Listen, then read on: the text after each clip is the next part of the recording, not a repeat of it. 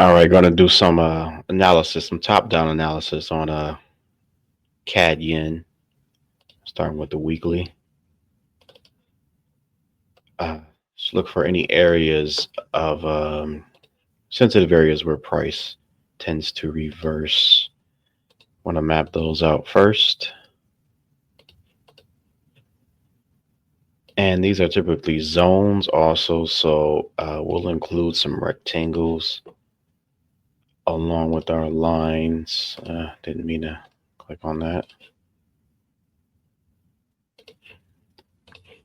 So, and this is the weekly. So these are like, this is very long term. These is going all the way back to 22 here. So when we get to a lower time frame, you'll see how it helps you trade even lower time frames. I know a lot of traders don't like top down analysis, or they speak against it, or say it's not necessary. And it's not necessary for you to be necessarily profitable per se. You got a lot of people who could profit, but it can allow you to catch some huge moves as a swing trader. You can swing some huge moves and get some put in some good positions, and overall you just know where you are within the overall structure of price. So to me, I find that it just helps me and gives me confidence even when I'm scalping on like the 5 or the 3 minute. I know if I'm in a certain zone or if the weekly is bullish. I mean, or the you might say, well, the weekly may be too long, but then again, it gives you that confidence to know what direction you're going in for that the upcoming week, to look for trades in certain directions that will be more successful than the opposite direction. So, for instance, here, this is a bearish engulfing candle here. Now, it doesn't necessarily mean that this weekly candle is going to take the price down to here per se, because it can be stopped by other levels, such as this level here. So, just gotta look out for that. But it's a giant bullish or bearish candle, and it'll probably get some retrace, but I do expect it to at least come down to like 104.30. So it's probably where CAD yen is probably headed, or we can get some type of consolidation. Where's here? We'll get some type of consolidation here.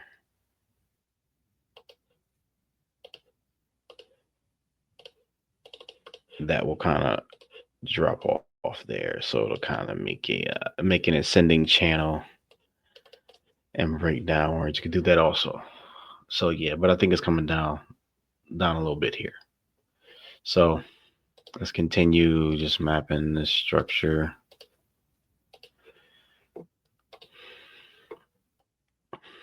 Some of these zones we'll see that they're kind of iffy, but like these zones here with these wicks, when you see these break and retest these wicks, these will get retested, and price usually responds, especially to a weekly wick like this.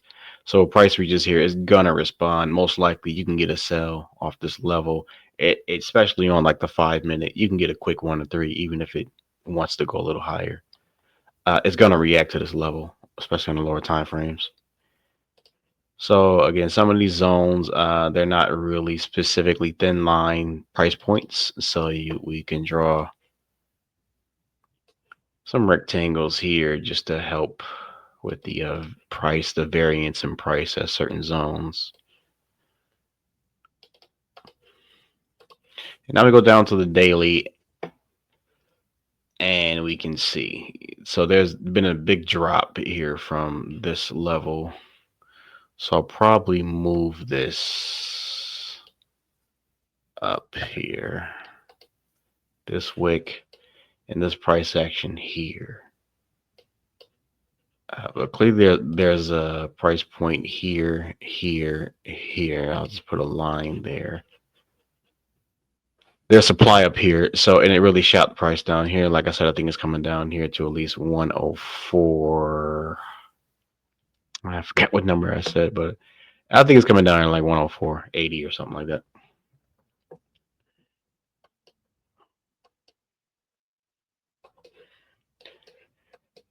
Next, we can look for trends. The daily trend, we were in an uptrend short term.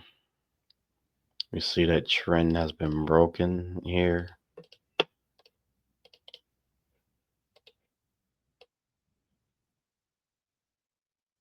So this ascending channel didn't really get to form all of its touches before it eventually crashed. So spot some more zones on the daily. This one in particular, sort of a price point here and here. So we can draw some lines here. Probably get rid of this. It's just a demonstration of the channel. Go down to the 4. Okay, so we have a demand zone here that's been tested, drove price up substantially. This zone hasn't been retested. This zone has been. So this price point, this break and retest here, retested. This is why you have price reacting like this. So price can go anywhere at once, of course, but let's see what this trend. Okay, so we have a break of a downward trend. It's pretty strong too, and a break of this supply or high is a strong supply. This got broken, so we would assume, or we could speculate, that we're in a bullish trend now. So we're looking for demand zones or demand areas. Basically, we're looking for places to buy. So we come down to the 1. And we can see that this demand zone actually caused price to buy. If this demand zone here can cause us to break, then we'll know we're in a bullish trend. But for now, since we missed this buy here on the 1 hour for sure. But what we can do is look for other zones if we do indeed believe this is a bullish trend.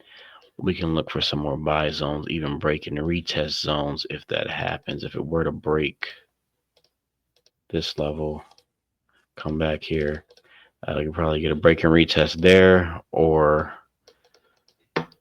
on the lower time frame, we might be able to see here. You have another demand zone.